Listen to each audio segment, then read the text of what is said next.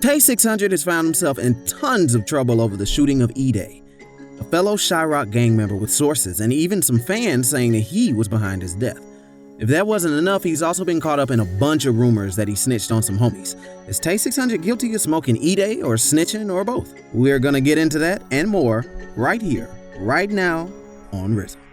For those of y'all that don't know, Tay 600 is a rapper from Chicago, best known for some underground drill tracks like Worst Memory and freestyle track named Computers Freestyle. While not much of his early life is very public, we do know a few things about the dude. His real name is Jer-mon-tay Carpenter, and he was born in 1996, but he didn't really put out any music until 2014. His first mixtape was called My Brother's Keeper, and even though it didn't chart, some of the tracks still managed to get millions of plays. The track Worst Memories hints at the darker side of the street life that Tay 600 had become well acquainted with. The song is actually a heartfelt memorial to one of his dead homies. The track, released 3 years after the death of Tay 600's close friend, L.A. Capone, tells his story.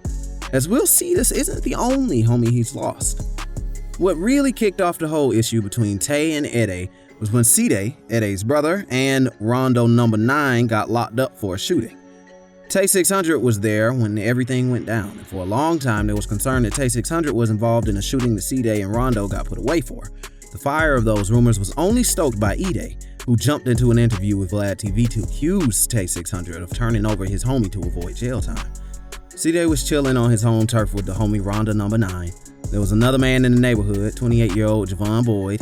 He was in his cab waiting to pick up a fare around 4 a.m. A few cars drove by him when one of the cars made a U-turn.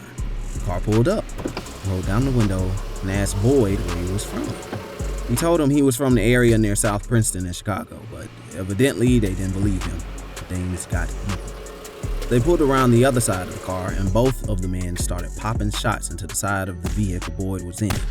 After that, all three of the cars whipped out of there with quickness. Apparently, Sidai had left his cell phone at the scene. The police were able to find fingerprints on Boyd's car and quickly discovered their suspects. According to Sidai and Rondo No. 9, they were looking to settle a score from earlier, and everything turned out to be a case of mistaken identity. Boyd wasn't the dude they were looking for, but unfortunately, he got caught in the crossfire. Initially, Tay 600 was also being considered as a suspect. While he wasn't in the car with Sidai and Rondo, he was on the scene at the time of the shooting. And since Tay 600 rolls with that crew, he was probably in one of the other cars following the one Sidai and Rondo were in. Most of the snitching allegations came from Edai and 600 Breezy, and some other members of the crew. Now, it's true that Tay 600 was called to the stand as a witness when it came to the court trial. That much has been verified by official court documents. Other than that, there isn't anything to say that Tay 600 was involved in the shooting or provided information to the court. The thing is, though, the court wouldn't have needed anyone to rap because there was enough evidence at the crime scene. The cell phone found near Boyd's car probably would have been enough evidence in the first place. To make things even worse, we have to look at the fact that it was a snitch in the situation, but it isn't who you think. Tay got called out for snitching in the first place because Edai thought something was off when his brother went away, but Tay didn't. After that, Lil Durk, who already had a little bit of beef with Tay, blew the rumor up. Now, back to that snitch. According to Sidai, the person that snitched was Rondo. The paperwork shows that Rondo tried to get off by saying that Sidai was the only shooter in the situation. That didn't fly. And they're both still doing time. But that's a whole lot of mess to be talking about the homie who you got put away with. It would be one thing if Rondo and Sidai had talked about it beforehand, and Sidai was planning on taking the entire charge so Rondo could just walk, but it really didn't go down like that.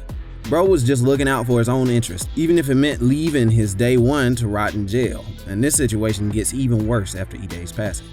Edai himself was pretty heavily respected in the Chicago scene, especially because he was putting out big songs around the beginning of the 2010s. He was one of the pioneers of drill music in Chicago, and because of that, one of the pioneers of the genre. He even got on a track with Chief Keef.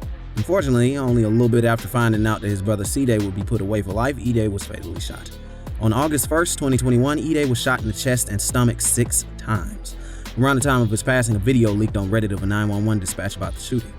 Either a witness or someone claiming to be a witness called in and reported that someone who goes by Tay 600 was the shooter. Witness says the shooter goes by the name Tay 600. Fled to a building. I'll have the address shortly. Whether he actually was or not, you can't be playing around with people's names like that. It can get people hurt. At this point, it's impossible to say whether or not it actually was a witness or an op who had it out for Tay.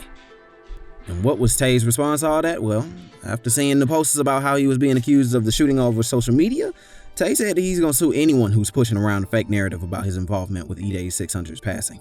Edai had spoken before he had passed about how he wasn't about that life anymore, saying that he wasn't in the streets and he was going to focus on his music career. So what gives here? The streets must have caught up with him. It's also not the first time Tay 600's been involved in something like that. He recalls the glory days in the video, talking about how there were no dead homies back in the day until Baldy died. After that, Edai got a normal job and people settled down. Tay felt like the homies were running away because now there was heat on the crew. He jumped deeper into that life. After Edai got shot, fans were going so far as to tell Tay that he should leave Chicago, since rumors about him being the shooter were going around. After the shooting happened, Tay went live to explain that he was tired of the online talking. He's going to say that back in the day, no one wanted anything to do with being a shooter because they knew how that ends up. While Tay might have had beef with Edai, you don't flip on people you used to be homies with like that. The fact that he explains he didn't ever really want to get into this life makes it even more likely he had nothing to do with it. And of course, Tay 600 had his differences with Edai and people like Dirk over C-Day and Rondo getting locked up, but that doesn't mean he's about to send some shots at people from his own set like that. That's not how things work most of the time. Instead, it would make a lot more sense that Tay had nothing to do with it, and instead Edai found himself in the wrong place at the wrong time and some ops got a hold of him. We also aren't going to sit here and pretend like Edai and Tay didn't have their differences, because they did. There was a whole beef going back and forth on social media because Edai was running around confusing the situation with C-Day and Rondo. It only makes sense that he'd feel that way because his little bro got put away. But that's not worth catching a charge or smoking one of your own, especially when you're not sure how things went down in the first place. To sum it all up, it was probably some ops, and Tay 600 is most likely telling the truth about the whole situation having nothing to do with him. But, what do y'all think, Rizzle fam? Let us know down in the comments, and don't be afraid to leave a like if you enjoyed the video. Also, remember to ring the bell and set subscription notifications to all so you don't miss a single bit of hot rap news. As always, have a great rest of your day. And don't forget to keep it Rizzle.